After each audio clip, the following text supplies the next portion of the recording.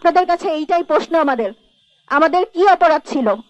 আমাদের তো কোনো অপরাধ ছিল না। আপনারা যদি সম্মান করতে না চান আর সম্মান করতে না জানেন, তাহলে আমরা কাদের কাছে যাব? এখানে যেই ভাইয়েরা আছে, যারা আছে, আমার বড় সবাই আছে, এদের সবার কাছে আমাদের একটাই প্রশ্ন, আমরা এখন যেই অবস্থানে যেখানে আছি, আপনারা সব সময় আমাদেরকে সম্মান করার চেষ্টা করবেন। আর আমরা ইনসিকিউর ফিল করি রাস্তায় বের হলে, সব জায়গাতেই। আজকাল যেই পরিমাণে ধর্ষণের পরিহার বেড়ে গেছে, এইটা কি আপনারা জানেন যে কি অবস্থা? আমরা কি ছিনতাইয়ের জন্য ছিনতাই বাড়ছে, সবকিছু বাড়ছে কেন? আমাদের কোনো সিকিউরিটি নাই রাস্তায় নামলে। আচ্ছা, আমরাও তো কারো মা বোন, আপনারাও তো কারো মা, কোনো মার গর্ভে থেকেই জন্ম নিয়েছেন, তাহলে আপনারা কেন আমাদেরকে এতটা অসম্মান করেন? আমরা কি এই সম্মান পাওয়ার যোগ্য না? আমাদের ছোট ছোট বাচ্চা আছে, আমাদের স্বামী যাওয়ার পরে এই ছোট ছোট বাচ্চাদের আমরা যে কিভাবে মানুষ করতেছি সেটা শুধু আমরা জানি। আমাদের অনেক বোনরা শ্বশুর বাড়ি থেকে বিতাড়িত হয়েছে। 7টা মাস হলো না, যেই 7 মাস আগেও আমাদের একটা সুখের সংসার ছিল, শ্বশুর বাড়িতে আমরা আদরে আহ্লাদে ছিলাম। আজ আমরা প্রতিনিয়ত তাদের কাছে অপমানিত হচ্ছি। ছেলে না যেতে যেতে আমাদের কেন এত অপমান করা হবে? এইটা ঠিক না। নারীদের ন্যায্য অধিকারটা, ন্যায্য সম্মানটা সব জায়গায় দেয়া হোক।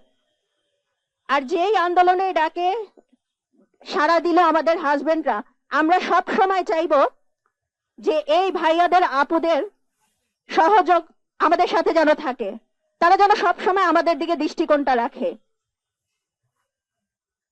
এইখানে আপুরা আমাদেরকে আজকে সম্মান জানিয়েছে, আমরা এসেছি। তারপরেও আমরা আমাদের জায়গা থেকে আমাদের কিছু আজকে কথা বলে যাব। আপনারা প্লিজ আমাদেরকে এইভাবে একা ছেড়ে দিতে পারেন না।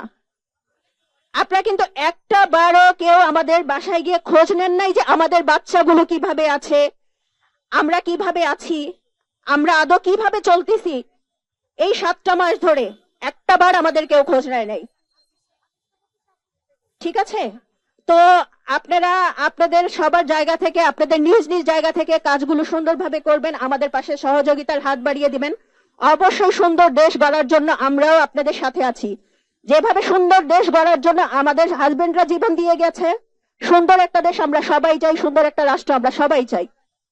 সেখানে যদি আমরা নিজেরাই সম্মান না পাই, শহীদ পরিবার হেনস্থা হয় প্রতিনিয়ত, তাহলে আপনাদের পাশে আমরা কি করে থাকবো? কি করে আশা করেন যে আমরা আপনাদের সাথে সব সময় থাকবো? আগে নিজে সম্মান পাবো, তারপরে আমরা সবাইকে সম্মান দেওয়ার চেষ্টা করব। আমাদেরকে এইভাবে আর কখনো হেনস্থা করেন না, এইভাবে আমাদেরকে আর পথে নামিয়েন না। সবাইকে তার ন্যায্য অধিকারটুকু বুঝিয়ে দিয়েন। আমার স্বামীর নাম হলো মনির ইসলাম অপু। আমার দুটা ছেলে ছিল, একটা ছেলেকে মাইরা লাগছে, আমার একটা ছেলে। আমরা খুব অসহায়, আমরা কেউ মনে করেন বাসায় কিন্তু দিন গিয়া কেউ দেখে না যে কিভাবে আছে, কিভাবে চলতেছে, কিভাবে হানা দানা করতেছে। আমরা অনেক অসহায় ভাই, আপনারা আমাদের পাশে আছেন, আপনাদের পাশে আমরা তাহু সবসময়। আমাদের মনে করেন স্বামী মারা গেছে পরে সবাই আমরা লইয়া খেলা করে, কেন এটা উত্তর দিতে পারবেন না। কিন্তু মনে করেন আমরা অনেক অসহায়, আমরা না হয় দিন কাটতেছে। আমরা ঘর ভাড়া নাই, আমরা বাড়ি ঘর নাই, কিছু নাই, ঘরে তালা মারা দিছে বাড়িওয়ালা। আমরা কোথায় যাই কোন? আজ 7 মাস হয়েছে আমার স্বামী মারা গেছে। আমার স্বামীর কি দোষ ছিল কোন? একটা গুলিতে মনে করেন আমার স্বামী শেষ। আমার স্বামীর মেডিকেল নিচে ধরে নাই, মেডিকেলে ধরলো না, লাশের লাশ। আমার মনে করেন নারীর সম্মান আপনারা দিয়েন ভাই। আজকে যেখানে আইন অনুযায়ী একজন ধর্ষকের বিচার মৃত্যুদণ্ড পর্যন্ত হওয়া উচিত, সেখানে এই দণ্ডে দণ্ডিত করে তো দূরের কথা, ধর্ষককে নিম্নতম বিচারের কাঠ করা পর্যন্ত দাঁড় করানো হয় না, তার আগে নারীর পোশাকের দিকে আঙুল তোলা হয়। এমন এক অসুস্থ সমাজে আমরা বসবাস করি। আজকে আমাদের বাহিরে বের হতে গেলে চিন্তা করতে হয়, ঘরে থাকতে হলেও আমরা নিরাপদ না। তাহলে কোথায় আজ প্রশাসন, কোথায় পুলিশ, কোথায় যৌথ বাহিনী, কি করছে তারা? প্রশ্ন থাকবে প্রত্যেকের কাছে। আজকে নারী দিবসে আপনাদের সকলের কাছে একটাই অনুরোধ থাকবে, আমাদের নারীদেরকে আমাদের ন্যায্য সম্মানটুকু আপনারা দিয়েন, আমাদের নিরাপত্তাটুকু আপনারা দিয়েন।